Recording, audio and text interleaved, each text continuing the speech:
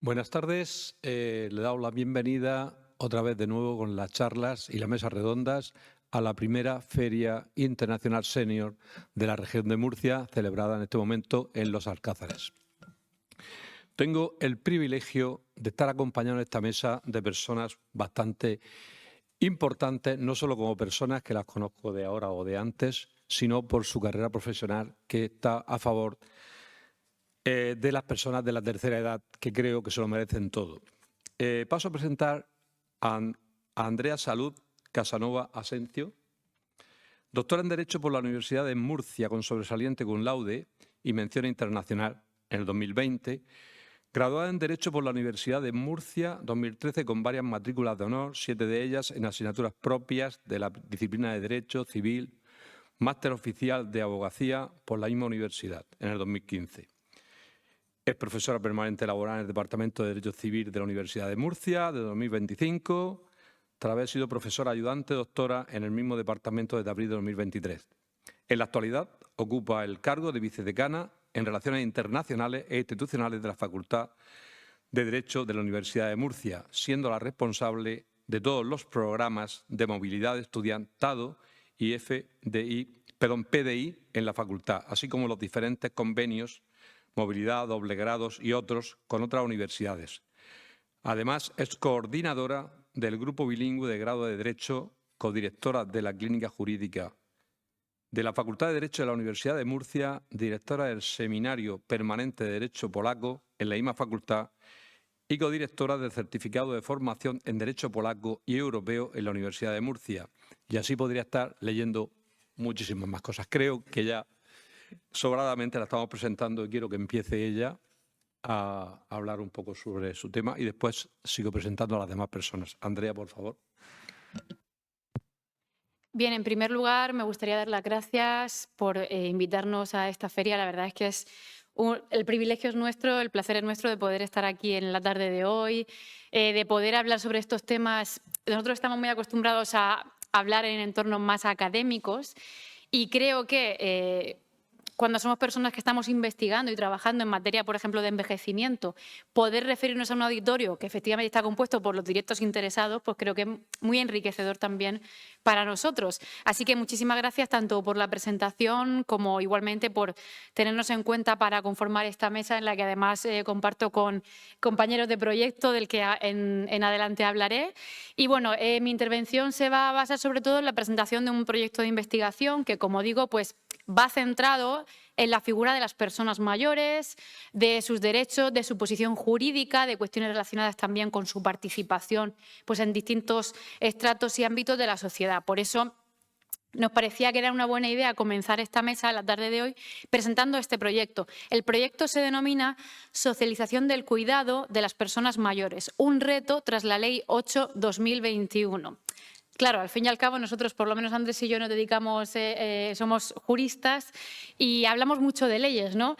Vamos a intentar hoy hacerlo a medida un poco del auditorio y esta ley de la que mi compañero Andrés, que me sucederá en el uso de la palabra, hablará después, pues es una ley que básicamente, solo por decir lo básico, viene a cambiar en gran medida pues, el paradigma de lo que es la discapacidad, la capacidad, situaciones en las que muchas personas se pueden encontrar en cualquier momento de su vida, ¿no?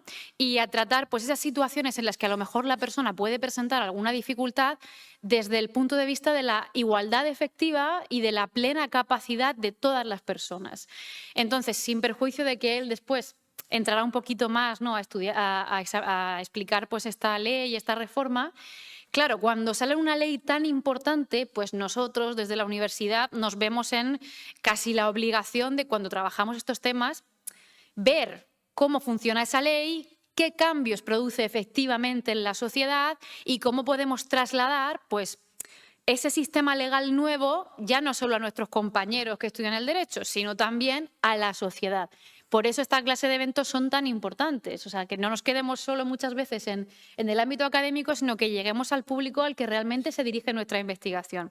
Entonces, bueno, pues por dar algunas ideas generales sobre este proyecto, como he dicho el nombre, Socialización del cuidado de las personas mayores, el acrónimo sería SOCUPER, entonces en adelante digo simplemente SOCUPER, es un proyecto de investigación que se financia por el Ministerio de Ciencia y Universidades y por los fondos FEDER de la Unión Europea.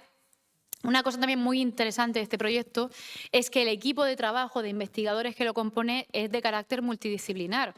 Tenemos profesores de varias universidades, tanto españolas como extranjeras, y también otros profesionales del derecho, pero no solo. Por ejemplo, tengo aquí anotado, tenemos profesores de la Universidad de Murcia, la Universidad Complutense de Madrid, la Universidad Pública de Navarra. En Portugal tenemos profesores de la Universidad de Coimbra y de la Universidad de Lisboa, e incluso en Perú tenemos algunos profesores de la Universidad de Lima que participan también en este proyecto. Y profesionales del derecho como notarios, fiscales, registradores de la propiedad, que además tanto, por ejemplo, los notarios tienen un papel muy destacado en materia, ¿no?, de capacidad y demás. Y también, pues, por ejemplo, profesionales del ámbito residencial, como creo que hoy podremos escuchar a uno de ellos además aquí. Los investigadores principales que llamamos nosotros los directores, coordinadores de este proyecto, son la profesora Ascensión Leciñena Ibarra y el profesor Juan Antonio Fernández Campos, que ambos son también profesores de la Universidad de Murcia y concretamente del Departamento de Derecho Civil, al que también pertenecemos mi compañero Andrés y yo.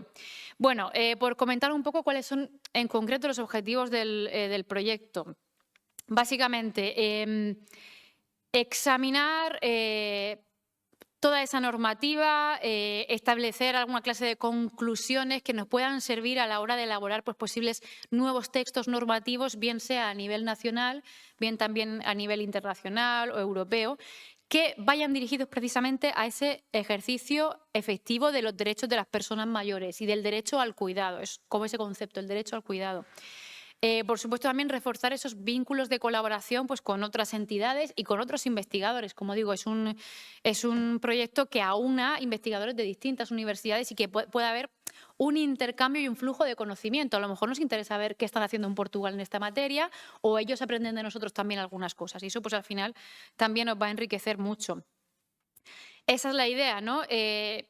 Impulsar entornos que pueden ser plataformas, redes, foros, congresos, talleres, donde podamos ver cuáles son los problemas compartidos, ya no solo entre distintos países, sino incluso, por ejemplo, aquí, que a lo mejor alguien, pues, nos pueda plantear una situación particular y nosotros ver desde la óptica del derecho, pues, si tiene respuesta o si no la tiene, en qué dirección tenemos que trabajar para precisamente dar alguna clase de respuesta que sea satisfactoria. Al final es importante esa colaboración entre instituciones a la hora de organizar seminarios, talleres, etcétera, de distintas personas que están todas implicadas en el cuidado de las personas mayores y de sus derechos, de un punto de vista académico, de un punto de vista profesional, lo que cada uno trabaje.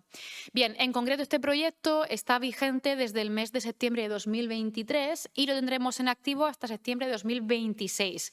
Por tanto, todavía nos queda un añito y medio más o menos para conseguir avanzar en esta investigación y alcanzar estos resultados. Pero bueno, en realidad este es un grupo que, por ejemplo, mi compañero Andrés y yo nos hemos sumado a este proyecto, pero ya en un proyecto anterior, por ejemplo, la profesora Leciñena, pues ya venía trabajando desde hace muchos años en esta idea del ejercicio de los derechos de las personas mayores, ese envejecimiento activo, que no sean vistos como sujetos pasivos a los que hay que dar de lado, todo lo contrario, sino que sean ellos protagonistas de su propia situación, puedan tomar sus decisiones y si necesitan cuidados, que sean cuidados de calidad para todas las partes implicadas.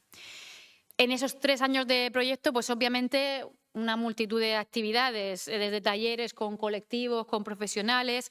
También hay una cosa que me parece bastante curiosa, se ha creado un podcast sobre la materia que se puede seguir, creo que es online, si no me equivoco, y donde, pues, los distintos miembros del proyecto van participando, se graban, pues, su conversación hablando de su tema de una forma un poco más distendida y didáctica, y es muy interesante. Obviamente, congresos académicos, página web, encuentros internacionales, y cuando termine además el proyecto, que será a finales de 2026, se publicará un libro monográfico con aportaciones de todos los investigadores, cada uno en su pequeño nicho o materia, pues un poco para dar difusión a esos resultados que hemos alcanzado a lo largo del proyecto, sin perjuicio de que posteriormente pueda haber otro proyecto, porque al final es un tema que es complejo, que cuando se confronta con la práctica se van viendo los problemas y muchas veces, pues, requiere de un estudio de otras cuestiones, ¿no?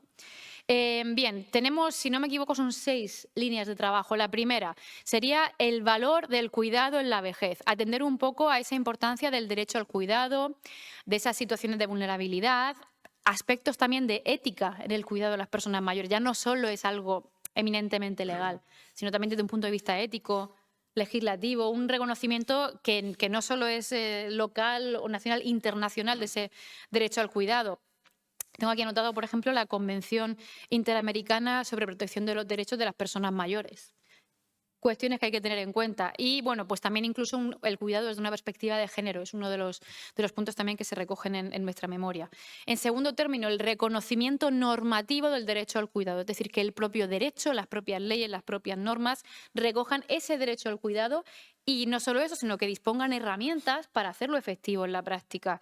Por ejemplo, un deber legal o contractual de cuidado. Ver eso en la práctica, cómo se instrumenta, bien si es a cargo de la familia, bien si es a cargo de personas que se dedican a ello. Implicaciones, por ejemplo, también en el ámbito de las sucesiones, ¿no? Cuando hay una herencia, qué implicaciones tiene la prestación de cuidados, si se puede testar o no a favor de la persona que está prestando el cuidado, posibles cautelas, etcétera, ¿no? O incluso, por ejemplo, que yo pueda dictar un testamento en el que ahí imponga la condición de que para heredar tienes que prestarme unos determinados cuidados. Pues todas esas cosas, desde la óptica del derecho civil, también se estudian y creo que son también relevantes e interesantes. En tercer lugar, el derecho al cuidado en un escenario emergente de intervención en el tráfico de las personas mayores. La idea que veíamos, la persona mayor no es una persona pasiva que se queda en su casa y a la que no hay que hacer caso. Es una persona que interviene en el tráfico social, jurídico, económico y que tiene que tener una autonomía a la hora de decidir por ella misma lo que desea hacer o, por ejemplo, quién quiere que le preste cuidados, cualquier cuestión así. Incluso en el ámbito, por ejemplo, del consumo. Todos somos consumidores. ¿Qué cautelas se necesitan cuando la persona consumidora es una persona mayor? Pues a lo mejor necesita, por ejemplo, que se expliquen más claramente las condiciones de un contrato, cuestiones así, ¿no? Que también se tienen que estudiar, especialmente en el ámbito digital, que parece que muchas veces las personas mayores son los grandes olvidados. Pues no, a lo mejor hay que pensar que también utilizan redes sociales o compran por internet o cualquier cosa y que pues quizá eso haya que tenerlo previsto. O, por ejemplo, tengo aquí anotado las plataformas digitales para prestar servicios de cuidados. Esto lo dejo aquí porque luego lo avanzaré. En quinto lugar, así un poco rápido, la vida independiente versus a esa idea de personas en un centro, etcétera, una autonomía. La cuestión de los ingresos en centros, que es bastante controvertida, pues ahí también, por ejemplo, estudiamos. Y en último lugar, en el ámbito de la salud, el ámbito sanitario, es decir, cuál es la autonomía de la persona cuando, por ejemplo, hay que ingresarla, hay que asistirla desde un punto de vista sanitario. El consentimiento libre, los datos personales, atención integral, sanitaria, sociosanitaria de la persona mayor, toma de decisiones en un momento avanzado o final de la vida, etcétera. No sé si voy muy rápido, pero bueno, hasta aquí más o menos he explicado lo que tiene que ver con ese proyecto Socuper. No quería irme sin hacer una brevísima referencia de 2 minutos a otro proyecto que ya está concluido en realidad también con muchos investigadores comunes con este Socuper, que es el proyecto Plataformas Digitales para la Economía de Cuidados, financiado por el Ministerio de Ciencia e Innovación y la Unión Europea. Aquí las directoras eran las profesoras Mercedes Farias y Rosalía Alfonso, y era una idea similar pero centrada en las plataformas digitales de cuidados. Es decir, la persona mayor que decide contratar a alguien para que le preste esa tarea de cuidados y se pone en contacto con la persona a través de una plataforma digital. ¿Cómo se instrumenta eso? También presenta muchos retos. Este proyecto terminó en noviembre de 2024 y entre los distintos resultados había uno que quería en particular destacar, que es que se publicó un libro. Es el libro de final de proyecto, en este caso además es un libro de carácter claramente divulgativo, o sea que cualquier persona que lo lea lo puede entender, no nos perdemos en tecnicismos legales. El libro se denomina ¿Qué es importante saber sobre las plataformas digitales de cuidados? Lo repito por si alguien lo quiere buscar. ¿Qué es importante saber sobre las plataformas digitales de cuidados? Y se explica de manera súper sencilla a través de fichas de 2 páginas cada una todo lo que tiene que ver con ese prestación de servicios de cuidados a través del entorno digital, tanto para la persona mayor como para la empresa que pueda, en su caso, emplear personas, como incluso el empleado que trabaja prestando los cuidados. Y además es muy interesante porque las fichas se van dividiendo. Esta ficha es para la persona mayor, esta es para la persona que trabaja en cuidados. Hay algunas que son para todas. Por ejemplo, yo participé con una sobre datos sanitarios que sirve en realidad para las tres. Entonces, a todas las personas interesadas, pues yo les invitaría a que lo buscaran directamente, lo buscan en internet, lo pueden descargar entero gratuitamente y creo que es muy útil en este contexto. Así que nada, por no extenderme más, les agradezco la atención y quedo a su disposición para cualquier cosa que quieran ahora después plantear. Muchas gracias. Muchas gracias, Andrea.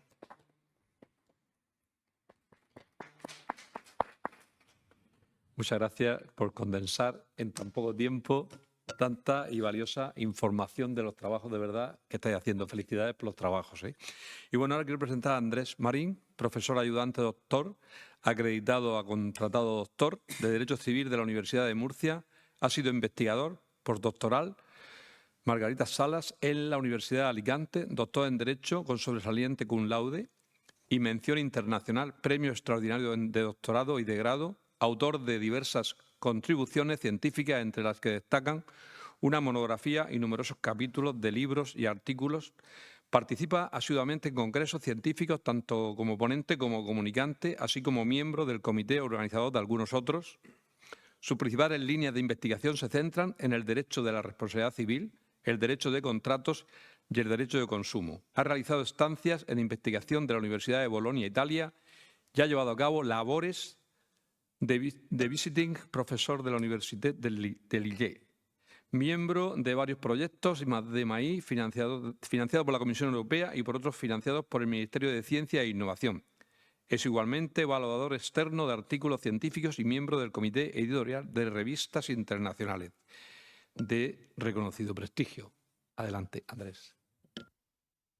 Bueno, buenas tardes a todos y en primer lugar pues tengo que unirme a los agradecimientos que mi compañera ha hecho, sobre todo a Osate, claro, por invitarnos a poder divulgar realmente qué es lo importante, porque lo ha señalado muy bien mi compañera. Al final, pues sí, en la universidad nosotros trabajamos, investigamos, intentamos poner solución a los problemas que la sociedad tiene, en este caso con estos proyectos a los que ha hecho referencia mi compañera, a los problemas que pueden tener las personas de la tercera edad. Pero claro, no hay nada probablemente más satisfactorio para nosotros que es compartir nuestro trabajo, que es lo que podemos investigar en la universidad, compartirlo con aquellos que creemos que les va a servir, que es para lo que nosotros al final trabajamos. Intentamos solventar ese problema y ahora compartimos qué posibles soluciones podemos tener con ellas. Y por tanto, este encuentro, esta feria, pues resulta esencial en ese punto. Yo lo que quería con la charla un poco era desarrollar, digamos, una perspectiva concreta de los cuidados que fue muy importante en el proyecto que ha dado lugar al proyecto que tenemos ahora, que era el proyecto anterior, por así decirlo, porque se llevó a cabo en el momento en el que se produjo ese cambio de regulación. ¿De qué estoy hablando? Estoy hablando de que, como ha dicho mi compañera, las personas mayores tenemos que tenerla en consideración como un sujeto activo, una persona que está plenamente ejerciendo todas las actividades que quiera. Pero puede llegar un momento donde esa persona mayor pues, necesite lo que llamamos los apoyos.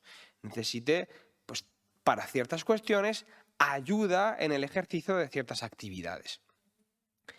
En este caso, es donde en el año 2021 se produjo en nuestro ordenamiento jurídico un cambio, digamos, muy grande.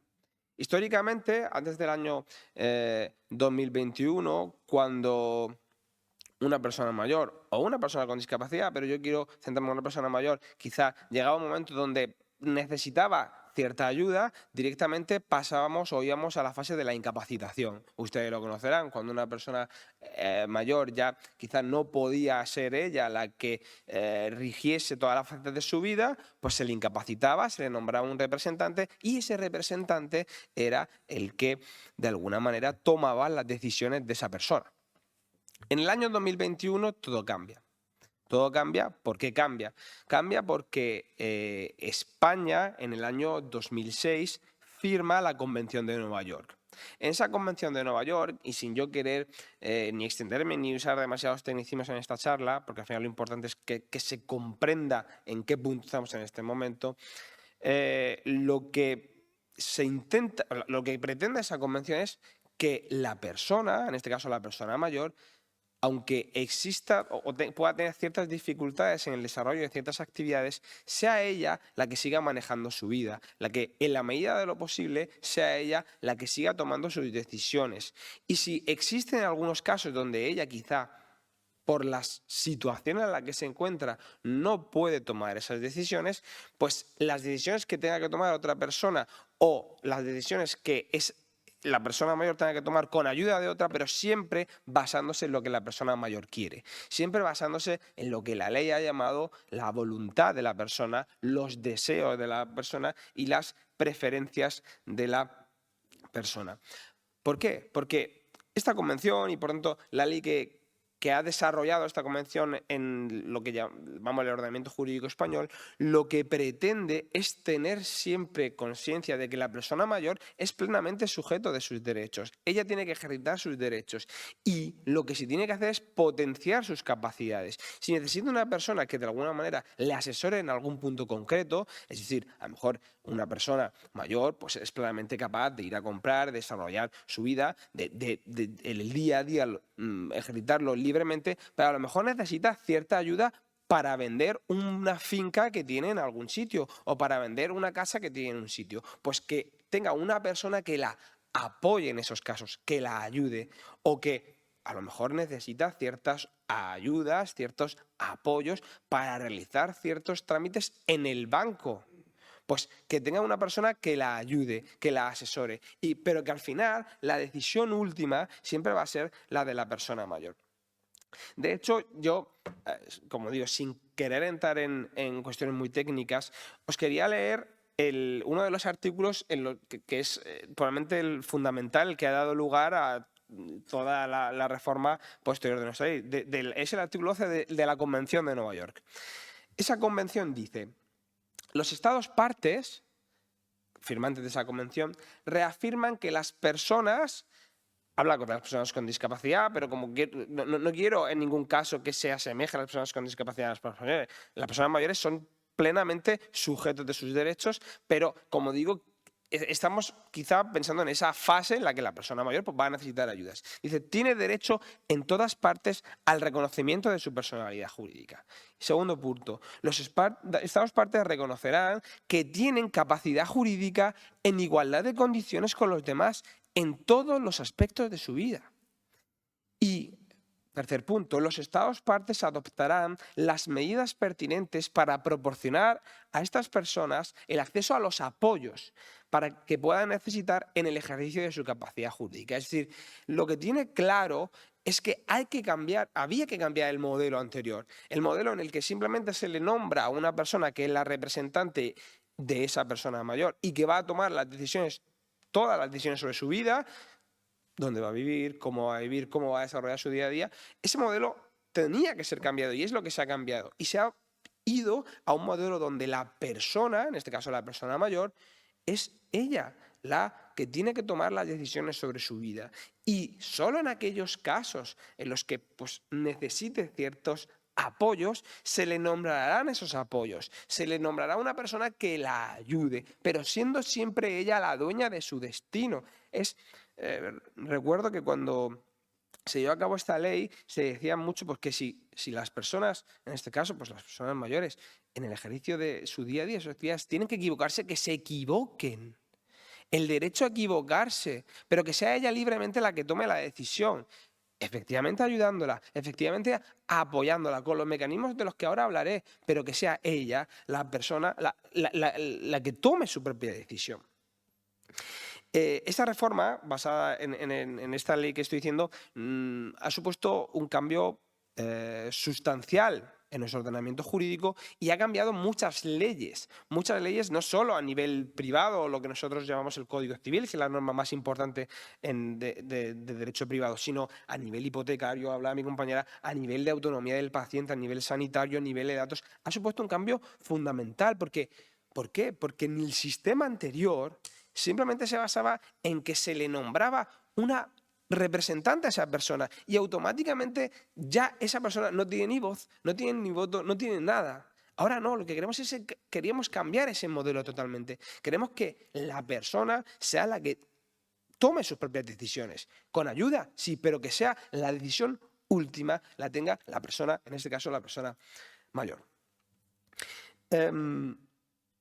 Es decir, lo que queríamos era pasar de esa sentencia de incapacitación, de ese modelo donde la persona quedaba de alguna manera fuera del sistema, a ponerla en el centro, ponerla en la que fuese ella la líder de su vida, que la que debe decidir sobre todas las cuestiones de su vida. Sin querer yo, como digo, centrarme en cuestiones muy técnicas y queriendo dejar un poco los puntos esenciales de esta ley. La ley establece una serie de medidas que van, digamos, de menos intervencionistas a más intervencionistas, en función de cuál sea el nivel de posibilidades que tenga la persona mayor, pues se están estableciendo unos apoyos más invasivos, digamos, a menos invasivos. Pero todos ellos basados en la voluntad de la persona, en los deseos de la persona y en las preferencias de la persona. Incluso, aunque llegamos al último punto en el que la persona no tiene ningún tipo de discernimiento, quizás, pues aun en ese punto, la decisión que se tome se deberá de basar en lo que ella habría querido. ¿Y cómo vamos a basarnos en eso? Pues tenemos que analizar cómo ha sido su vida y cómo hubiese tomado la decisión a la que estamos tratando, y si lo hubiese tomado o si no, o cómo la hubiese tomado. Por tanto, la ley busca siempre, en este caso, la proporcionalidad y tomar las decisiones que sean las menos invasivas de la vida de la persona. Tomar siempre la decisión que esa persona, en caso de tener sus plenas facultades, fuese sido la que hubiese tomado. Simplemente, ¿cuáles son estas medidas? ¿De qué nos habla la ley? En primer lugar, esa medida menos invasiva es, digamos, lo que llamamos los mandatos preventivos. Mañana sé que tenéis aquí un notario que va a desarrollar mucho mejor que yo esto y que os va a decir efectivamente cómo se está haciendo en la notaría, pero simplemente como un adelanto a lo que mañana explicará el señor notario, estamos hablando de una persona, en este caso una persona mayor, que pues en previsión de que pueda necesitar ayuda para ciertas cuestiones de su vida, pues va al notario y señala quién quiere que en estos casos le ayude. Señala quién quiere que en estos casos le asesore. Quien sea. Puede ser su hijo, puede ser su pareja, puede ser quien sea. Y en estos, quien sea, siempre... No quiero entrar en ello, pero la ley establece ciertas incompatibilidades para no entrar en conflictos, etcétera. Pero, en definitiva, quien sea. Y tendrá que ser esta persona la que le ayude en aquellas cuestiones que en esos mandatos se señale. Es decir, si yo tengo claro que voy a necesitar la ayuda para realizar ciertas operaciones bancarias o para realizar ciertas operaciones comerciales, las voy a necesitar, pues cuando las vaya a hacer, esa persona que se ha señalado en los mandatos preventivos deberá ayudarme. Otra de las medidas menos invasivas, menos invasivas en el sentido de que se toma la decisión antes de que la persona pueda empezar a dejar de tener facultades, es lo que se denomina la autocuratela. En este caso estamos basándonos quizá en una persona que sabe, porque quizá tiene una enfermedad o simplemente porque quiere prevenir cuando llegue ese momento de la vida, que pues una persona le ayude en todas las facetas de su vida. En ese caso, vuelve a ir al notario y le dice al notario quién quiere que vaya a ser, en el caso de que lo vaya a necesitar, su curador. Quién quiere que sea la persona que le ayude en todas esas facetas de la vida. Posteriormente, si efectivamente necesita el nombramiento de un curador, el juez, cuando vaya a nombrarlo, tendrá en principio que respetar esa decisión que nombró la persona cuando hizo la autocuratela. Solo podrá desoír esa decisión el juez justificándolo, y tendrá que justificar por qué no va a nombrar a esa persona como curador. La medida a la que llamamos, la siguiente medida a la que quiero hablar, que es lo que llamamos la medida informal de apoyos, es la guarda de hecho.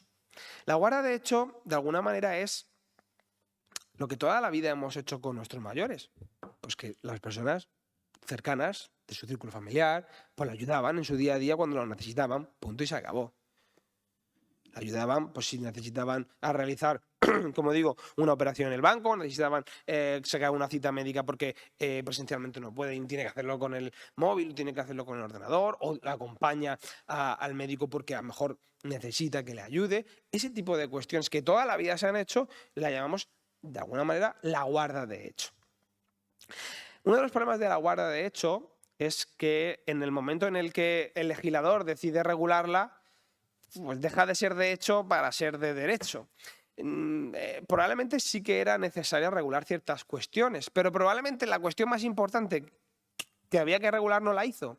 Porque imaginemos que yo soy el guardador de hecho de mi madre, de mi abuela o de quien sea, y voy al banco y le digo al del señor del banco que necesito hacer una operación o necesito meterme como titular o como cotitular de la cuenta de mi madre o de mi abuela porque soy su guardador de hecho y porque ya no puedo venir o lo que sea. Al señor del banco le va a dar igual lo que yo le diga. Necesita un documento que acredite que en ese caso soy yo el guardador de hecho, o ejercito los apoyos, como sea, de la persona a la que quiero ponerme la cotitularidad de su cuenta. Aquí se han dado distintas soluciones, ninguna de alguna manera efectiva. La que parece que va dirigida mayormente a dar facilidad en estos casos sería volver a ir al notario y que el notario llevase a cabo lo que llamamos un acta de notoriedad de que efectivamente soy el guardador de hecho de esa persona a la que estoy ayudando. La última medida, aunque no es la última medida, pero quiero referirme a ella porque la última realmente es cuando existe el conflicto. La última medida que voy a hablar es cuando pues, se da la circunstancia de que la persona pues, ya no tiene facultades para desarrollar su vida plenamente. En este caso hablamos de la curatela. Esta curatela puede ser de dos tipos. Lo que llamamos la curatela asistencial, es decir, pues, se nombra a una persona que ayude, que asista, porque curatela es cuidar, es asistir a la persona en las facetas que ella pida. Pues quiero que me ayudes a esto, quiero que me ayudes, que tengo que hacer un trámite con el ayuntamiento. Ayúdame, apóyame. Y junto a esa curatela asistencial tendríamos quizá la medida de apoyo más grave. La curatela representativa, quizá demasiado parecida a la figura histórica de la representación, de la incapacitación, de la tutela, efectivamente. Había que seguir teniendo una medida de apoyo para esos casos drásticos en los que está claro que la persona no puede actuar de ninguna manera.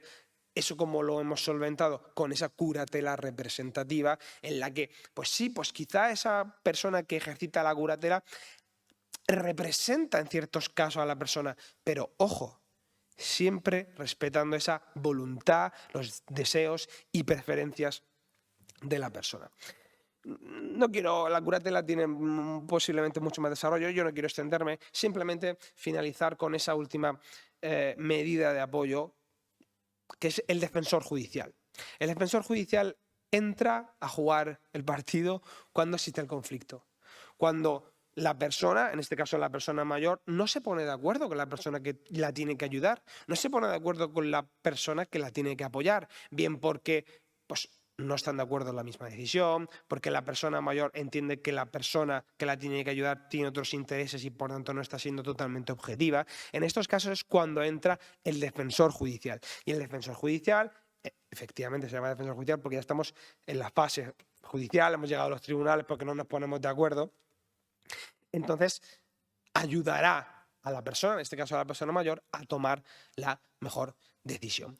Simplemente, eso es lo que yo quería desarrollar. Mañana tengo claro que el señor notario os dará luz mucho mejor que yo, sobre todo en la práctica, porque el notario en estos casos tiene que hacer la labor de apoyar a la persona antes de que haga sus apoyos. Apoyar a la persona cuando tiene que, de alguna manera, hacer sus apoyos. Y en estos casos estoy seguro de que el señor notario mañana va a poder explicar muchos casos que le están llegando y cómo los está desarrollando. Simplemente muchísimas gracias de nuevo y espero que si hay una segunda feria internacional en estos casos, contéis con nosotros. Muchísimas gracias.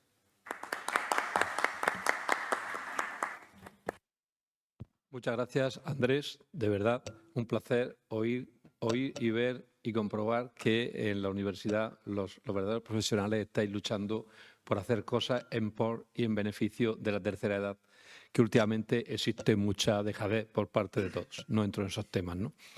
Muchas gracias de nuevo. Y ahora, para mí también es una satisfacción personal y a título de representante de OSADE de que don Carmelo Gómez Martínez haya tenido la delicadeza de aceptar una invitación para participar en una mesa que OSADE organiza. Primero, porque lo aprecio hace unos años, por su labor y por el tiempo que lo conozco y tal. Y segundo, porque a título profesional está haciendo verdaderas cosas importantísimas, sobre todo para todas las personas, pero sobre todo para la tercera edad. Muchas gracias por aceptar la mesa, muchas gracias. Y voy a contaros un poquito, aunque lo conocéis todos, pero un poquito que veáis quién es Carmelo. Carmelo es catedrático universitario en la Cátedra de Humanización y Cuidado de Personas Mayores en la UCAM, en la Universidad Católica San Antonio de Murcia. Enfermero, especialista en geriatría, lleva más de 20 años trabajando en el sector asistencial de personas mayores, más de 10 años de experiencia en la docencia universitaria, en la enfermería de la UCAM, licenciado en Antropología Social y Cultural, doctorado en Ciencias Sociales y de Salud, máster en Intervención en Duelo, máster de Gerontología, máster en Gestión de Entidades de Personas Mayores, máster internacional de Intervención Social para Personas Ancianas con Discapacidad y en Riesgo de Exclusión Social, máster en Biotécnica, máster en Investigación y Ciencias Sociosanitarias, máster en Consuelo en Duelo, en curso, autor de diversos libros, autor de capítulos, se mete en todas las cosas que benefician a las personas y, sobre todo, conferenciante habitual. Por eso es un placer para mí presentar a Carmelo Gómez Martínez.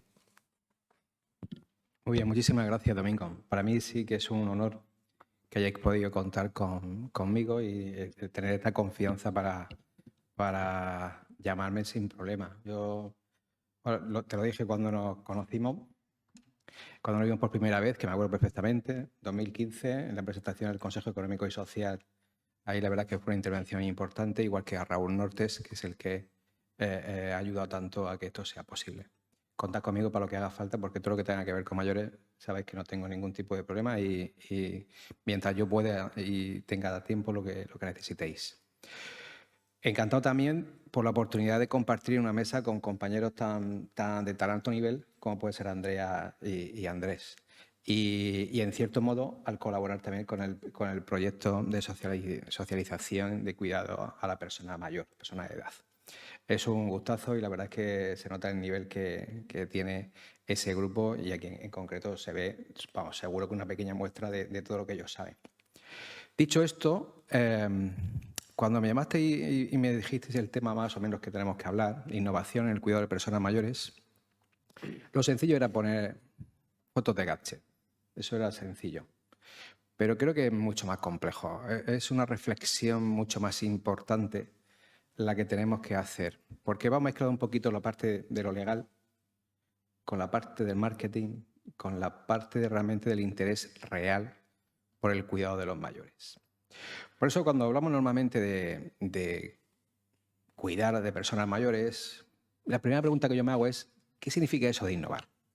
Porque innovar es un término que hemos importado del lenguaje empresarial, el famoso I+D más I, pero ¿qué significa eso en el contexto social, asistencial de la persona mayor? Bueno, sin entrar en lo que dice la RAE, yo por lo menos intento asociarlo a ciertos términos, ¿no? Como es algo nuevo, es pensar o hacer algo nuevo, es como mínimo mejorar, como mínimo, como poco también será corregir algo que no funciona bien, que también viene bien, y sobre todo porque actúa a nivel de lo que pasa ahora o bien de algo que puede empezar a preocuparnos el día de mañana, es decir, tiene un carácter potencial.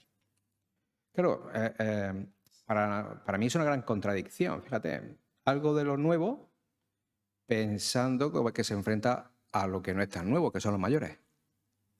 ¿Y qué significa eso de innovar en un grupo de edad, desde mi punto de vista, alguna subcultura dentro de lo que es la cultura general?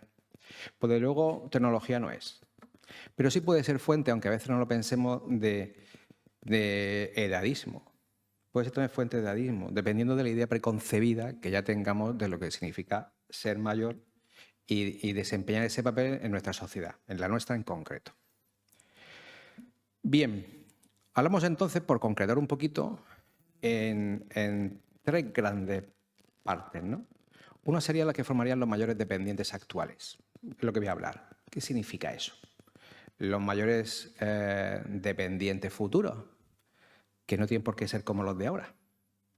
Porque el hecho de tener dependencia viene de la carencia no solamente de una situación física, sino también de un apoyo social.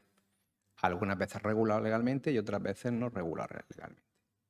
Y además tenemos que mirar con carácter potencial. O sea, ¿qué se supone que esas innovaciones que estamos pensando valdrán para los mayores dependientes del futuro? Y cuando digo futuro, en antropología, hablo no más de 10 años. Lo otro es ciencia ficción. Al igual que los mayores autónomos de dentro de 10 años. Claro, tenemos que partir de la base de... Nadie nos gusta hablar de los dependientes, ¿no? Hay que pensar de los mayores que están bien. Por supuesto que sí. Me gusta mucho hablar de envejecimiento saludable. Mi consulta en la Risaca trabajamos en eso, ¿no? En personas que a veces todavía no están enfermas y hay que intentar darle todos los medios para que no lo estén. Pero no podemos olvidar que la esperanza de vida que hemos ganado, primer país con mayor esperanza de vida, ahí en el ranking de los tres, dependiendo del año, estamos un poquito más el segundo, otros el tercero, pero no se nos olvide, la hemos ganado no solamente por el avance de la sociedad que lo hay y de la salud también, sino que esos años que hemos ganado de vida corresponden a años de dependencia. Cuando tenemos que hablar de esperanza de vida, tenemos que hablar de esperanza de vida libre de discapacidad, como hacer CSIC, pero no es así. Vivimos hasta los 80 y pico largos. Cada vez hay más nonagenarios y centenarios, pero muchos de ellos acostados en la cama haciendo vida camasillo. Esa es una reflexión importante que creo que tenemos que hacer. Bien, cuando hablamos de innovar en los mayores dependientes actuales, pues yo tengo que decirlo claro, pocas innovaciones, las pocas que existen ya han dejado de serlo. Se hablaba hace 5 o 10 años la teleasistencia porque era muy virtual. Pero hoy por hoy, claro, que nos hemos dado cuenta, cada vez se pueden hacer más cosas a nivel de virtual. Pero en nuestro país, ya que la ley de dependencia nos parceló por 17 comunidades autónomas, estos servicios se regulan en función de esas 17 formas de ver la ley de dependencia. Nos encontramos, por ejemplo, que en el País Vasco los servicios de teleasistencia están coordinados y en contacto permanente con servicios sanitarios tipo 112. Tipo 112. De tal forma que tiene incluso monitorización de ciertos parámetros de salud a nivel ya voluntario por parte del propio usuario y en determinados momentos hace un apoyo fundamental cuando el mayor está solo y tiene problemas de salud, como puede ser tensiones elevadas o bajas, o diabetes y puede tener una hipoglucemia, etcétera, etcétera. Aquí en Murcia no llegamos a eso. Hay un muy buen servicio de teleasistencia, pero no llegamos a eso. La pregunta es, ¿por qué? Pues porque es lo que podemos pagar. Y eso, nos guste o no nos guste, los presupuestos de las distintas comunidades autónomas se están creando pues mayores de primera y mayores de segunda. Desde mi punto de vista es así. Bien, las que sí se han desarrollado, porque hay innovaciones que se han hecho actualmente, están al alcance de muy poquito. Vamos, de casi nadie puede pagarse cierto tipo de gadgets o cierto tipo de cosas que hoy por hoy funcionan muy bien, sensores en el suelo, sensores en la pared, en cuanto al movimiento, temperatura, cuestan un disparate. Posiblemente porque todavía no hay un gran avance a nivel de empresa y eso hace que pues, las 3 empresas que lo hacen pues, lo cobran caro. Ya que yo he investigado e invertido, pues lo cobran caro. Pero claro, eso hace que no llegue a todas las personas, con lo cual todavía se sobrecarga mucho la parte de la persona cuidadora a costa de la ausencia de medios que le ayuden. Eso a nivel de tecnología. No confundamos innovar con tecnología. Eso es un error que cometemos habitualmente. Y además, otras innovaciones que entonces se supone que eran innovaciones nunca se pusieron en marcha. Nunca. De regulación normativa, ¿de acuerdo? Porque no había normas para hacerlo e incluso de poca animosidad política. No había mucha animosidad política en hacerlo. Se nota a nivel nacional incluso. ¿A qué me refiero, por ejemplo? Pues, por ejemplo, se echa mucho de menos las plazas de residencia exclusivamente de noche. O residencia solamente de día, que no es un centro de día, son cosas diferentes. O esas plazas específicas para mayores que están después de un hospital y le hace falta 3 meses, no más, una estancia. O esos mayores que están en una residencia y te dicen, estoy con mi mujer acompañándola, pero necesito respirar. Y yo necesito tomar un descansito en los fines de semana, un apartamento tutelado para personas que estén así. Se establece dentro de la ley de dependencia, pero luego la normativa particular de cada comunidad no se ha desarrollado. Y si no está desarrollado, pues tenemos o residencia o centro de día. Bueno, luego está la ayuda a domicilio, por supuesto, y la teleasistencia. Pero a ese nivel de recursos no existen recursos intermedios, con lo cual te encuentras con una persona que puede ser que le haga falta cierta pequeña ayuda, como no tener que dormir solo, porque vive en ciertos sitios, o al contrario, o dormir en casa, pero durante el día no tiene quien pueda quedarse con él, pues tiene que esperarse a que se caiga o tiene que esperarse a que se enferme, acudir a un hospital y que entonces del trabajo social del hospital, junto con el IMAS, tenga que buscar un camino rápido para una residencia de dependientes. Esa es la consecuencia de otras innovaciones que nunca llegaron a materializarse. Bueno, pues a nivel técnico, pues sí, cada vez existen las ferias que hay de mayores a nivel nacional. Bueno, son virguerías que te impresionan mucho, pero luego en las casas a veces es muy complicado. Una cama que es capaz de movilizarte al mayor de tal forma que no tengas tú que hacer fuerza, sino con un mando a distancia te lo verticaliza, te lo baja de la cama, hoy por hoy está entre 5 y 6.000 euros. Cuando tienes que cuidar a una persona para de aquí a 2 años, no puedes, no está el acceso de casi nadie. También se ve en televisión esos pequeños robots, que no son robots, son pantallas con ruedas, en donde hay una cara sonriente. No sé, yo eso sinceramente me parece que un poquito los tamagotchi que nosotros teníamos cuando éramos pequeños y le damos de comer y era muy guay, te acompañaba, te divertía, pero todos sabemos que eso no era real, ni era un bichito ni era nada. Pues esto es lo más parecido a eso. Pero cuesta un aparatito de esto entre 12 y 15.000 euros. Bien, también tenemos que decir que para los dependientes actuales, afortunadamente ya se está moviendo un poquito cierto tipo de herramientas, sobre todo a nivel de móvil. Está Safe 365, que monitoriza sobre todo a tu familiar a nivel le compras un móvil o un dispositivo pequeñito, tipo el buscador este de llaves y demás, y más o menos te monitoriza bien por dónde se mueve y demás. Ahí mis compañeros de lo legal pueden decir muchísimo hasta qué punto yo puedo llevar el control de una persona 24 horas al día, 7 días a la semana. No lo sé. Hay veces eso que es complicado y le merece una buena vuelta para verlo. Y luego las famosas foquitas blancas. Esas foquitas blancas que se mueven, que hacen caricia. Bueno, se lo tengo que contar. Esto nosotros ya lo vimos en Francia. Yo me formé en demencias en Francia en el año 2000. Y ahí utilizan lo que se llama muñeco de apego. Muñeco de apego que muchos mayores tienen y nosotros también. O sea, que no lo decimos porque nos da vergüenza. Nosotros nos agarramos a nuestra pareja, a la almohada, a la ropita para dormir, ¿no? Porque nos relaja, nos tranquiliza.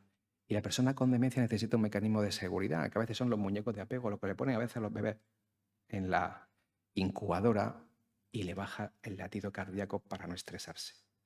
Y de repente tú a esa foca blanca, que yo he visto pocas, le pones un motorcito y 5 sensores y dices que eso estimula y que mejora a la persona con demencia. Con la pequeña diferencia que la foquita blanca te puede costar entre 500 y 1000 euros. Ahí es donde voy con los errores de innovar. Innovar no es cualquier gadget. ¿Qué pasa hoy por hoy con los mayores autónomos? Los mayores, pues como, no sé, como muchos que vemos y que hoy por hoy tenemos que hablar, que son la mayor parte de mayores. ¿Se ven diferencias significativas en función del grado de formación previa? Pues claro, los gadgets que he presentado antes los tiene que traer la familia. Un móvil, un smartphone, los sabe utilizar las personas en función muchas veces de su grado a veces de formación, que no me refiero cultural, sino de formación. Y eso sin darnos cuenta, sí estamos sin darnos cuenta creando clases sociales. El que puede manejar electrónica y el que no puede manejarlo. Y no me voy tan lejos. ¿Qué ha pasado con la imposición, por ejemplo, de los bancos hace 2 años para acá? Fue una imposición. Nadie le preguntó al cliente qué le parece a usted. De repente esto es lo que tiene y durante 6 meses contrataron a la gente para sacar a los mayores de los bancos y llevarlos a un cajero. Búscate la vida y ponte a hacer cosas. Se crea una situación de muy alta vulnerabilidad a muchos timos y estafas que pueden ocurrir perfectamente. Claro, no están muy claras las competencias legales de las entidades para imponer. ¿Y eso por qué? Pues porque no hay regulación específica al efecto. Y eso yo que soy sanitario y lo intuyo, pues digo yo que tendrá esta gente un montón de gabinetes de abogados que se lo puede haber dicho.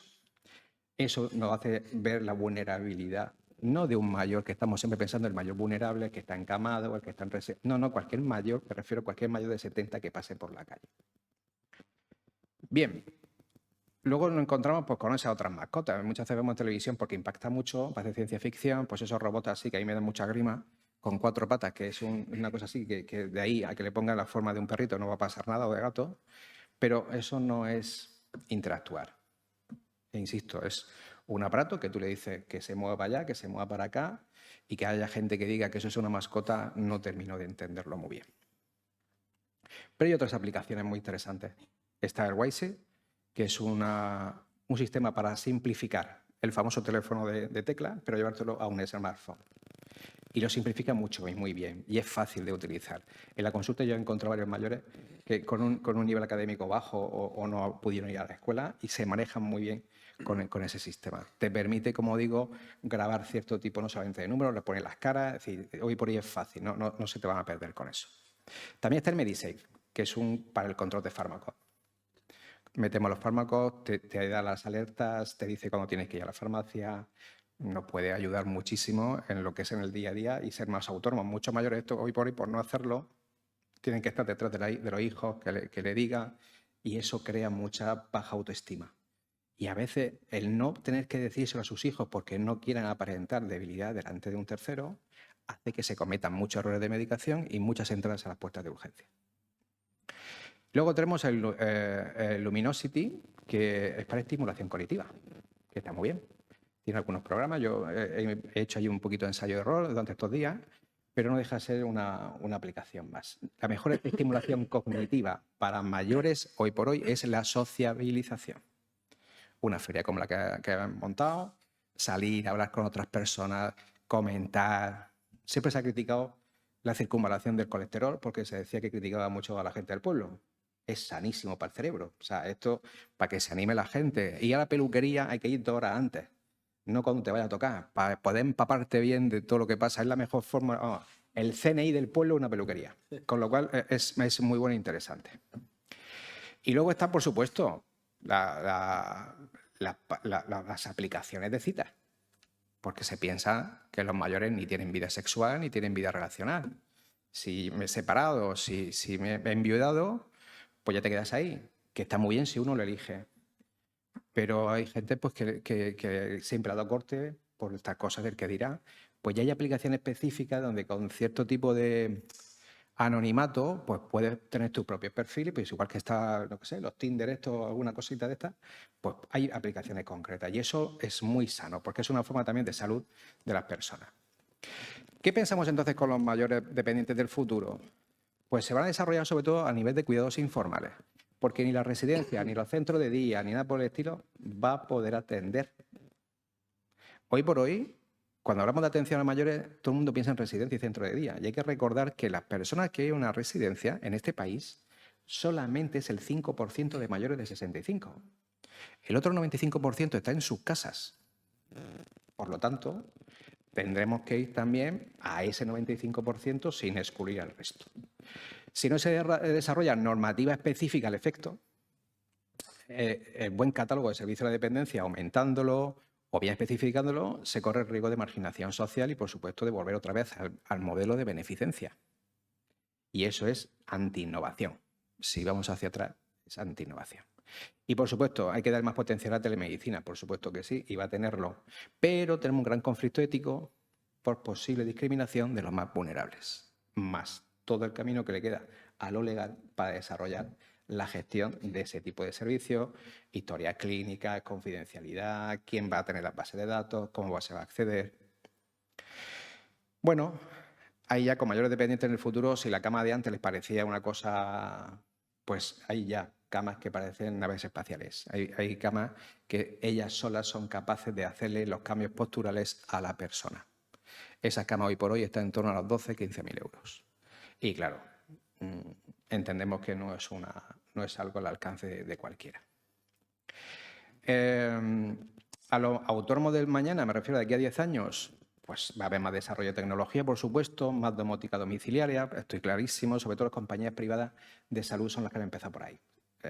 Bueno, no voy a decir nombres de compañías privadas, pero ya están trabajando mucho en la monitorización. Eso hoy por hoy te puedes comprar cualquier relojcito esto de deporte, ya te coge tensión arterial, te hace saturación de oxígeno. Ahora pasa cómo vamos a procesar esos datos. Luego hablaremos de la ética. ¿Cómo se va a utilizar esos datos? ¿Quién va a guardarlos y hasta qué punto voy a utilizarlos? Como las compañías de seguros. Personas con mayor formación tecnológica. Claro, es que ya estamos hablando de los que tienen ahora mismo 60 años. Esta gente ya tiene formación tecnológica. No, con ello me llevo 8 añicos, o sea que hay formación tecnológica. Recursos sociales tradicionales en retroceso. Ya no estamos pensando en el hogar del pensionista, ya no pensamos en el centro de mayores para hacer un gerontogimnasia ni para hacer manualidades. Es que culturalmente nosotros eso no vamos, ya le digo yo. Yo llegué a hacer lo de coser porque era de la época donde a mí mi abuela me decía cuando te vayas a la mili que sepas torcirte unos calcetines, domingo. Y claro, se hacen las 4 cosas, no sé hacer más, pero a mí eso no me llama la atención. Habrá gente que sí, pero supongo que no. Y luego el ocio expansivo. De aquí a 10 años, el modelo del Inserso de ser la gran agencia de viajes de España se va a acabar. Primero por el consumo económico y segundo porque los que estamos aquí, a ver, que Benidorm es muy bonito, pero que ya yo no lo sé, que para mí el ocio no es una semana en Benidorm, sino mejor irme a Roma. Hay que internacionalizar ese ocio expansivo. Bien, sí habrán robots, pero serán mucho más sofisticados. La OMS ya ha trabajado en una aplicación, en un avatar, se llama Sara, termina en H, es de bajada gratuita, se puede acceder directamente en la página web y es una IA. Es una IA, lo que igual que puede ser ChatGPT o alguno de estos, pero en vez de tú que meterle el texto, le preguntas directamente al avatar. Insisto en el avatar, no es una señorita, es un avatar, es una recreación virtual. Este es un problema, ¿eh? ¿Por qué? Porque puede llegar a pensarte que realmente esa es la enfermera o ese es el médico cuando no es el médico ni es enfermera. Es una recreación de inteligencia artificial. Eso no quitará que cada vez contactemos más con nuestro médico probablemente a nivel del móvil o incluso de la pantalla del ordenador. Y luego se nos olvida que no es tan sencillo, que no son los dependientes de ahora y los dependientes de dentro de 10 años, que no. Que del lunes al domingo está el martes, el miércoles, el jueves, el viernes y el sábado. Es lo que nosotros en nuestro entorno llamamos escenario de tránsito generacional. El famoso baby boom, que decimos del baby boom, es una generación pero que va en 30 años. Los del inicio del baby boom de los años 50 no tienen los mismos gustos y preferencias que los del final del baby boom de los años 70. Entonces, no es tan sencillo como decir, este es el modelo de innovación para este y este para el otro. Hay muchos diferentes modelos. ¿Quién va a cuidarnos? Hoy salían otra vez en prensa los problemas de nuestro índice de natalidad. ¿Quién nos va a cuidar y con qué formación? Y para ir terminando, pues yo me gusta, como bien sabéis, hablar del conflicto ético que deriva de todo este tipo de situación. El concepto de persona hay que reflexionar mucho. ¿Por qué? Porque son conflictos en la frontera de la eticidad. No podemos confundir personas con máquinas. Una máquina es una máquina y una persona es una persona, y es más. Una máquina no sabe que tú eres una persona. Y esto es algo que nos tiene que entrar en la cabeza. Cuando oyes en prensa y trata a los mayores como con cariño, ¿qué cariño? Una máquina no tiene emociones, una máquina no tiene sentimientos, una máquina no sabe leer tu empatía a través de tus microgestos. Y eso es algo que a la gente de vez en cuando se le olvida.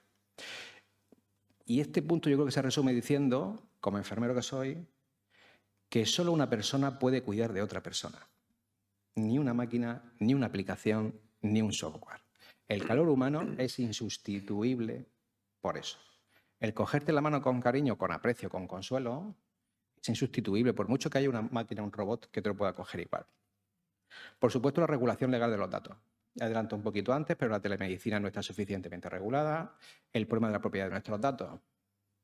Muchas bases de datos están en en enormes repositorios en California, con una normativa totalmente diferente y que hoy por hoy pues, medio te da igual porque están vendiendo tu gusto en cuanto a los coches, calcetines, donde te vayas a meter a comprar cualquier cosa, pero cuando hablamos de cosas como pueden ser datos de este tipo, bueno, antes te preguntaban si tienes hijos o no en el banco para hacer un préstamo y ahora es posible que tengan muchos datos ya antes de decirte ni pase usted por la puerta.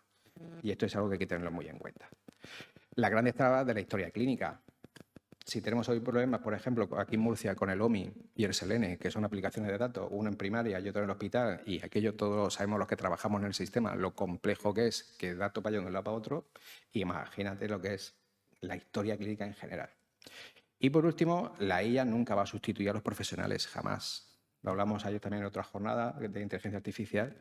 La puesta de urgencia tú puedes tener algunos algoritmos, pero nada como la experiencia y el ojo clínico. La discriminación social, porque el acceso a las innovaciones puede estar filtrado según características particulares. Claro, por la educación que haya tenido, el patrimonio. No se ha pensado en la igualdad de promover derechos mínimos al ciudadano. Aquí no, o sea, tú ves, yo desarrollo, de momento digo lo que hay hasta ahora, yo desarrollo unos mínimos legales, pero para las aplicaciones o para ciertos datos, pero no del ciudadano. Eso está en nuestra Constitución, afortunadamente, pero con el tiempo te da por pensar, o sea, hasta qué punto, si yo no puedo acceder a esos recursos por mi nivel cultural, yo estoy siendo discriminado por el propio proveedor de recursos. Y por último, el papel de los mayores en la innovación. Que aquí todos decimos de todo. Que insisto, que yo vengo a hablar de cosas, pero que desgraciadamente, Domingo, los últimos a los que se les llama para pedir opinión son las personas para lo que se supone que tenemos que estar haciendo todo esto, que son las personas mayores. Y yo creo que eso es un punto fundamental que todos tenemos que tener en cuenta. Toda la innovación está muy bien, pero siempre contando con la persona a la cual se le va a hacer. Y eso es un punto para mí, aunque haya sido el último, fundamental para tenerlo en cuenta. Así que para terminar, concluyo diciendo que innovar no es solo poner a disposición ideas y juguetitos, que es un compromiso ético, deontológico, de ayudar a otro con eficiencia y humanidad. Muchísimas gracias.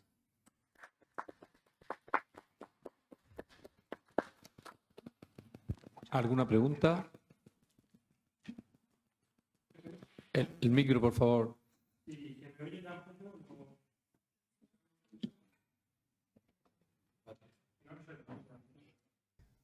Buenas tardes de nuevo. Nos hemos saludado antes, pero bueno. Vamos a ver. Tengo varias preguntas, pero bueno, voy a empezar primero por una que me preocupa y nos preocupa mucho.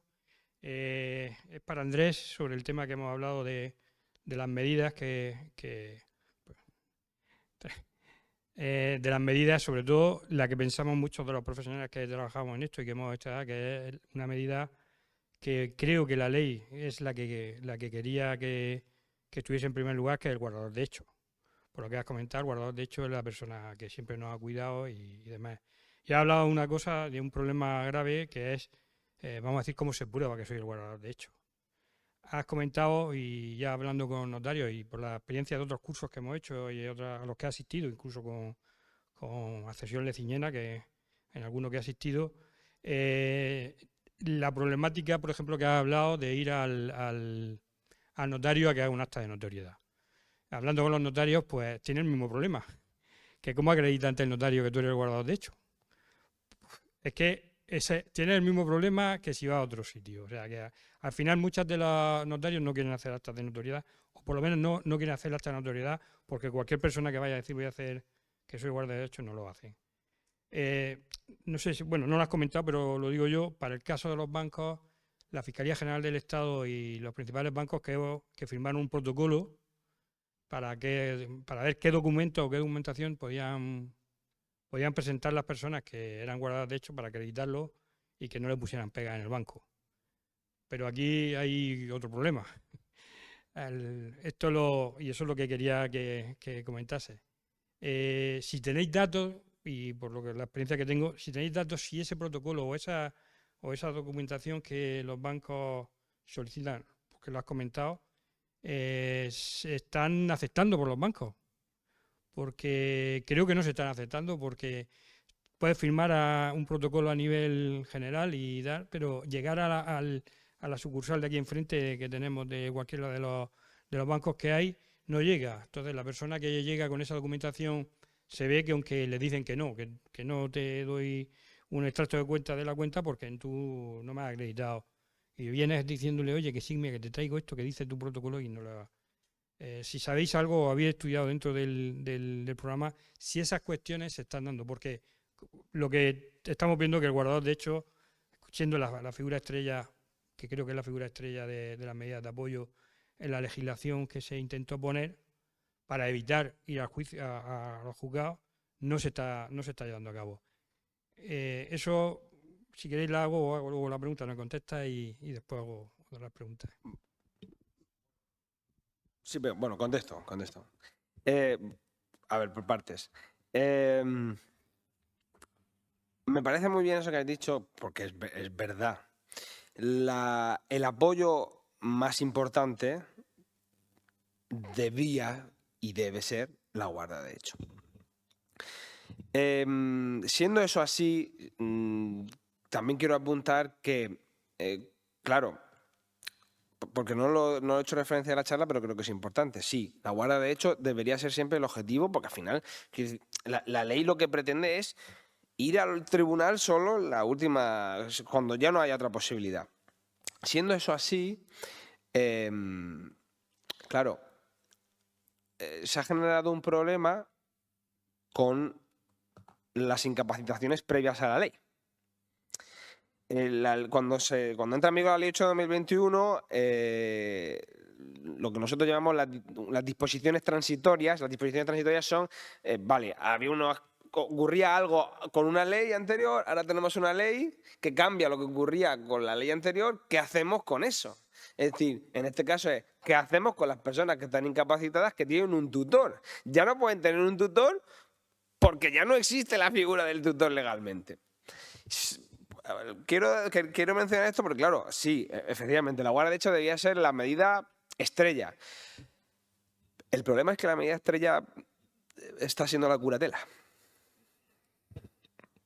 no la guarda de hecho. Primero porque la mayoría, esto recuerdo cuando empezamos con el proyecto, dentro del proyecto también está el fiscal Florit, que lo conocéis, Fernando Florit, que es el encargado, el responsable de esta materia, y claro, nos decía, o sea, es que la cantidad de trabajo que tenemos ahora, y la mayoría están saliendo lo que eran tutelas como curatelas representativas.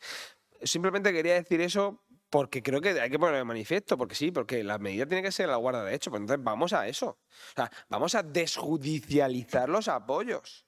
Cuando no haya otra posibilidad, vale, nos vamos a la curatela, pero en la medida de lo posible, vamos a una guarda de hecho. Eso por un lado.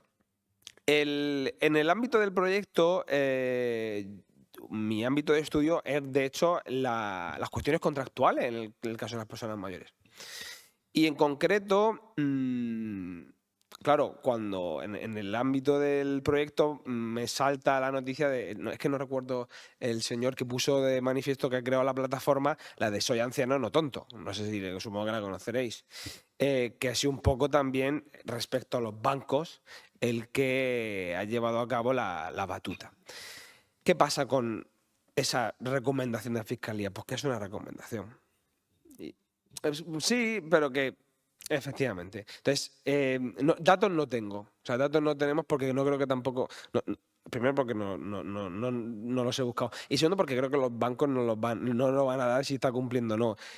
La práctica es, efectivamente, no la están cumpliendo. Y por último, tengo claro que los notarios están siendo reacios a hacer las actas de notoriedad. Quiero decir, están siendo reacios cuando yo voy sin la persona con la que ejercito la guarda. De hecho, entiendo que son más favorables cuando yo y la persona que soy su guardadora de hecho vamos juntos y ambos consentimos. Pero es que entonces no hay una solución. Es decir, ¿cuál es la solución? ¿A cómo demuestro efectivamente? Si tengo que ir siempre con la persona con la que ejercito la guarda de hecho, pues no estamos haciendo nada. O sea, tenemos el mismo problema. Mañana preguntarle al notario, a ver, si ellos no existe una solución clara. ¿O qué voy al juez a que me diga que soy guardador de hecho? Pues entonces, ¿qué estamos haciendo? Es que eso es lo que quieren los notarios. O sea, yo puedo entender a los notarios. Una de los jueces de Elche nos comentaba que al final, cuando llega mucha gente, dice, no, si hay una guarda de hecho. Decía, no voy a nombrar un curador porque hay un guardador de hecho ya. Y le dice, la otra parte, el abogado dice no, pues ponlo en la sentencia. Dice, no, es que la ley no está hecha para que yo ponga en la sentencia que tú eres un guardador de hecho. Pues lo están poniendo porque no tienen más remedio, con lo cual hemos hecho la... Sí. Si puedo simplemente apuntar una cuestión, yo creo que uno de los problemas del guardador de hecho es precisamente ese, ¿no? Es una figura que viene de ser, de hecho, fuera de la ley, de pronto se recoge en la ley, no tengo claro si deja de ser de hecho para pasar a ser una figura legal, porque ya lo es, pero hay disfunciones claras. Hay disfunciones claras. Lo que se comenta del banco, no solo eso, es que, por ejemplo, se razona si es una medida de apoyo de hecho, tiene que tener acceso al registro civil. Hay que poder inscribir en el registro civil, por ejemplo, que es otro tema. Bueno, ahí se podrían decir otras cosas porque las medidas de apoyo, aunque quitando la guarda de hecho, que se cuestiona si se pueden inscribir en el registro civil, tampoco son públicas.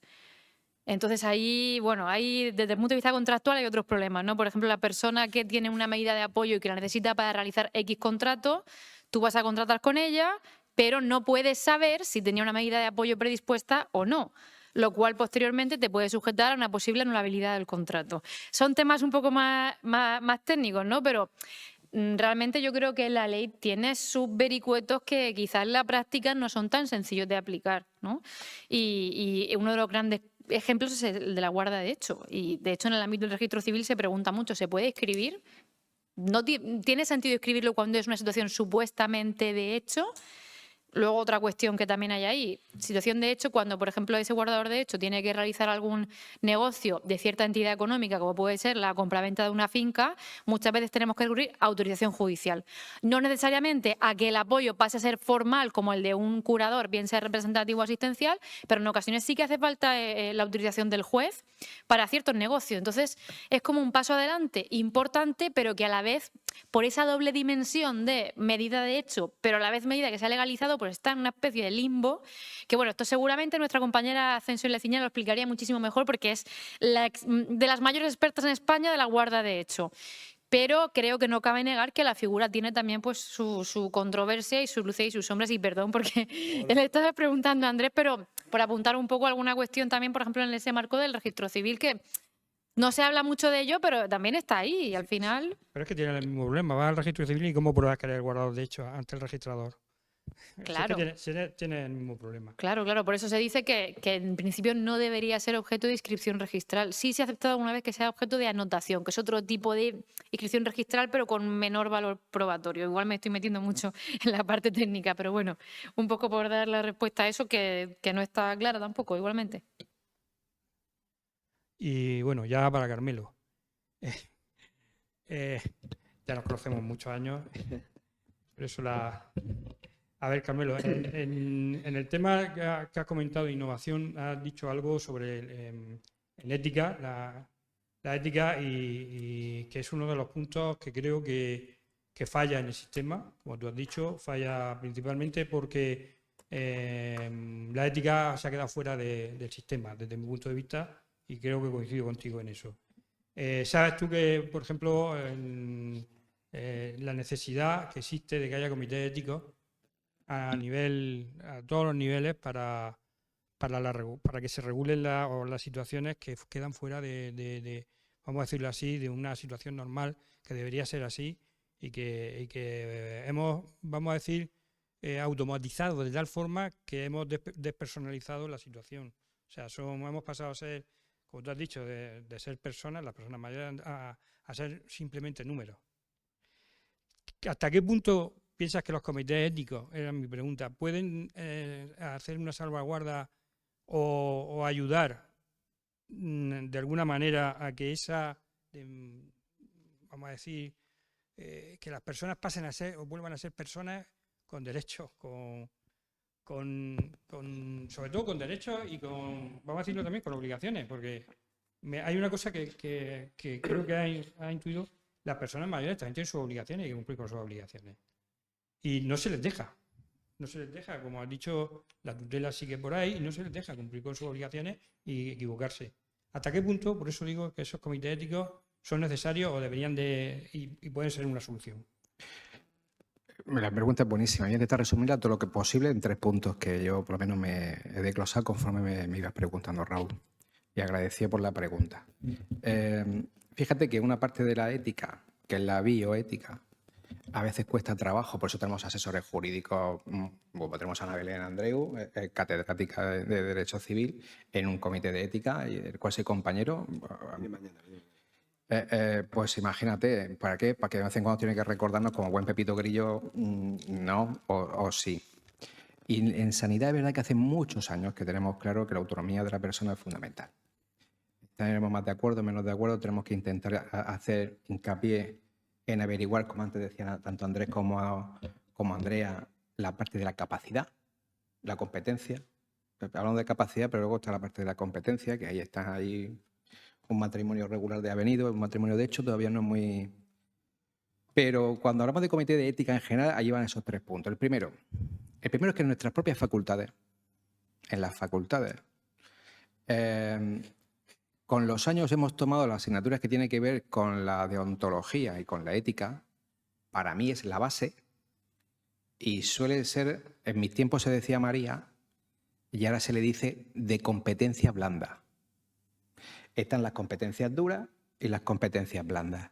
En el entorno sanitario, por ejemplo, en medicina, en la patología, las clínicas, pues que en la enfermería, las clínicas, las patologías, los fundamentos, esos son los huesos duros, las competencias duras, pero en cambio todo lo que tiene que ver con la parte más psicológica, con la parte más de tipo relacional, con la ética y la legislación, que los meten juntos todo el tiempo, son competencias blandas.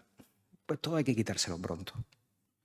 Por tanto, ahí en las facultades tenemos una parte de responsabilidad de los que formamos a la gente. 1. Luego están los que aprueban los planes de estudios, que son los que tenían que haberte dicho no, y te dicen que sí. 2. Si diéramos por bueno que los planes de estudios lo incluyen, y además lo incluyen formando bien a la gente, luego estaría por ver cómo se forman los comités de éticos. Estaría por ver cómo se forman comités de éticos. Por ejemplo, comité de ético de intervención social, muy típico de las comunidades del norte. Yo esto lo he visto en Asturias. Y me encontré a una trabajadora social hablándome de bioética, porque me hablaba en tema social de principios de no maleficencia, beneficencia, justicia y autonomía. Son los principios de Becham y Childress de los años 70 y pico que se utiliza en sanidad. Digo, te has perdido. O sea, todo esto que dices tú, no va a venir murciano a decirle que esto no está bien, pero hay en el 2006 hay una declaración de las Naciones Unidas para actualizar los derechos humanos y de la bioética, con lo cual incluso esa declaración es mucho más amplia que ese. Es decir, el perfil de persona que forma parte de un comité de bioética debe estar formado y debe tener experiencia de lo que va a hablar. Eso creo que tú y yo compartimos que es difícil, porque a veces esos comités de ética están formados por las personas que menos problemas te pueden dar, no sea que mañana necesite sacar tal norma o tal desarrollo y el comité de ética no te lo puede parar porque, como bien sabemos, no son vinculantes, pero sí que son de alguna forma a tenerlos en cuenta. Nadie va a sacar una norma si te dice el comité de ética que no lo ve muy claro. ¿Y qué pasa? Porque a veces se busca gente que no tenga ese perfil. A propósito, si quieres que algo no funcione, lo mejor que puedes hacer es crear una comisión. ¿Me explico? Y luego venía el punto 3, que el punto 3 es hasta qué punto, cuando se desarrollan las normativas, se va de verdad a tener en cuenta la eticidad de la acción. Porque el derecho en algunos momentos es posterior, en algunos momentos posterior a la ética de la vida, y en otros la ética es promovida precisamente por el propio derecho. ¿Hasta qué punto el legislador va a poner o va en contacto? Y ahí tenemos la LORE. En la LORE en un momento determinado se reguló sin contar sin un solo comité de ética. Y no estoy entrando en los propósitos de la LORE, sino una ley que habla de limitación de la vida de las personas en contextos muy concretos. No hay ni un solo pronunciamiento de ningún comité de ética, ni nacional, ni autonómico, ni internacional. Por lo tanto, yo creo que si la pregunta es sobre si son convenientes o no, digo, para mí claramente sí. Pero son de esas cosas que tenemos que trabajar mucho todavía. Y mientras eso no ocurra, hay que poner siempre en duda, o como poco muy en expectativa, cualquier desarrollo o cualquier procedimiento que se ponga en marcha, sobre todo los que son de carácter normativo y regulador. No sé si te he respondido a la pregunta. ¿Alguna otra pregunta? Pues si no más preguntas, quiero dar las gracias a María José, la concejal de mayores del Ayuntamiento de Los Alcázares, al alcalde, Mario, por lo bien que nos están dejando hacer esta jornada a las personas mayores, pero sobre todo las gracias a Andrea, Andrés y mi amigo Carmelo, como siempre, muchísimas gracias por estar aquí. Y a todos ustedes.